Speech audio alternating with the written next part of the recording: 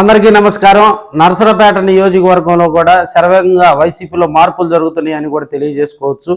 Cos is my new boss, వైసీపీకి కాసే boss అని కూడా ఈ మధ్య సోషల్ మీడియాలో కొంత వీడియోలు కూడా వైరల్ అవుతున్నట్టు కూడా అక్కడ ఉన్నటువంటి ప్రజలైతే హల్చల్ చేస్తున్నాయి అని కూడా తెలియజేస్తూ ఉన్నారు. అయితే ఇప్పుడు కాసు మహేశ్వర్ రెడ్డిని నరసరావుపేటకు తీసుకురావడానికి గల కారణాలు ఏందో మనం తెలుసుకునే ప్రయత్నం చేద్దాం. గురజాల సత్తెనపల్లి కాన్స్టిట్యున్సీ రెడ్డి సామాజిక వర్గానికి కేటాయించడం జరిగింది. పల్నాడు కాన్స్టిట్యున్సీలో ఉన్నటువంటి 7 నియోజకవర్గాల్లో కూడా దాదాపుగా రెడ్డి సామాజిక వర్గానికి చెందిన నేతలకు అధిక ప్రాధాన్యత కనుక కేటాయిస్తే రాబోయే రోజుల్లో పార్టీకి కొన్ని ఇబ్బందికర పరిస్థితులు ఎదుర్కొనే పరిస్థితి ఉంది. సో ఇప్పుడున్న పరిస్థితిలో కూడా జగన్మోహన్ రెడ్డి దగ్గరికి కొంతమంది సిఫార్సులు కూడా తీసుకెళ్ళినట్టుగా కూడా తెలుస్తూ ఉంది. ఎక్కడైతే బీసీలకు కొంత వెసులుబాటు కనుక కల్పిస్తే బీసీల్లో కూడా ఇప్పుడు ఉన్నటువంటి పరిస్థితుల్లో రాజకీయంగా వాళ్ళకు కూడా అవకాశం కనుక కల్పిస్తే పార్టీ సమతూకంగా ఉంటుందని కూడా వారందరూ కూడా తెలియజేయడం జరిగింది. ఈ క్రమంలో కూడా గురజాల కాన్స్టిట్యున్సీని కనుక ఎవరైనా కాపులకు గనక బీసీలకు గనక కేటాయిస్తే అక్కడ ఉన్నటువంటి ఫైర్ బ్రాండ్గా ఉన్నటువంటి కాసు మహేష్ రెడ్డిని నరసరావుపేటకు తీసుకొచ్చేందుకు కూడా తెరవెనుక ప్రయత్నాలు జరుగుతున్నాయని కూడా మనం తెలియజేసుకోవచ్చు.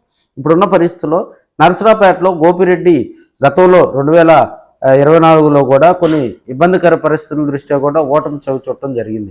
నరసరావుపేట కాన్స్టిట్యున్సీ మీద దాదాపుగా కాసు ఫ్యామిలీకి మంచి పట్టుంది. ఎందుకంటే వాళ్ళ తాతగారు ఇక్కడి నుంచి గెలిచిన తర్వాత ఆయన సీఎంగా కూడా పనిచేయడం జరిగింది. అదేవిధంగా వాళ్ళ నాన్నగారు ఎంపీగా ఎమ్మెల్యేగా కూడా ఆ కాన్స్టిట్యున్సీలో సేవలు అందించడం జరిగింది. వీళ్ళకంటూ నరసరావుపేట కాన్స్టిట్యున్సీలో చుట్టుపక్కల ఉన్నటువంటి గ్రామాలు మండలాల్లో కూడా ఒక బ్రాండు ఉంది. కాబట్టి ఆయన గనక అలాంటి ఒక మాస్ లీడర్ను కనుక రెడ్డి సామాజిక వర్గానికి సంబంధించినటువంటి ఒక మాస్ లీడర్ని నరసరావుపేటకు కనుక తీసుకొస్తే వైసీపీకి కొంత అక్కడ ఉన్నటువంటి గతంలో ఉన్నటువంటి కాసు ఫ్యామిలీ అభిమానులు, అదేవిధంగా ఇప్పుడు ఉన్నటువంటి వైసీపీ స్లీపర్ సెల్స్ మళ్ళీ యాక్టివ్ అవుతాయి అనేది కూడా కొంతమంది జగన్మోహన్ రెడ్డి గారి దృష్టికి తీసుకెళ్ళడం జరిగింది.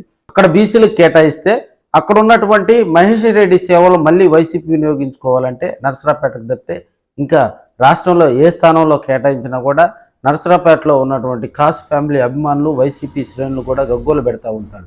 సో జగన్మోహన్ రెడ్డి గారు ఏ నిర్ణయం తీసుకుంటారు అనేది కూడా కొంత సందిగ్ధంలో ఉన్న పరిస్థితి. అయితే ఇప్పటికే ద్వితీయ శ్రేణి లీడర్షిప్కి ఒక స్పష్టమైనటువంటి సంకేతాలు వచ్చినట్టుగా కూడా తెలియజేస్తూ ఉన్నారు. కాసు మహేష్ రెడ్డి లాంటి ఒక యంగ్ లీడర్ను కనుక నరసరావుపేటలో కనుక ప్రజలకు అందుబాటులో కనుక ఉంచినట్టు, ఎందుకంటే వాళ్ళు 2014 ఎన్నికల్లో వాళ్ళకు పేట ఇస్తామన్నా కూడా వాళ్ళంత యాక్టివ్గా దాన్ని స్వీకరించలా. సో ఇప్పుడు వాళ్ళు కనుక యాక్టివ్ అయితే పేట చుట్టుపక్కల కూడా వైసీపీకి ప్లస్ అవుతుంది.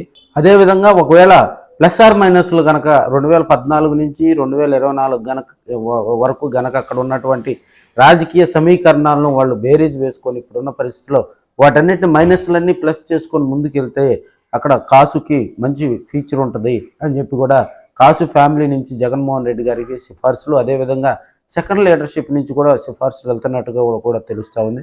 మరి నరసరావుపేటలో కాసు వస్తే ఎలా ఉంటుందో పరిస్థితి, లేదా గోపిరెడ్డికే అక్కడ మళ్ళీ అవకాశం కల్పిస్తారా అనేది కూడా మీ ఆలోచన ఏందో ఒకసారి నాకు కామెంట్ రూపంలో కామెంట్ చేయండి. అదేవిధంగా వాట్సాప్ ద్వారా కూడా మీ సమాచారం మాకు పంపించమని తెలియజేసుకోండి.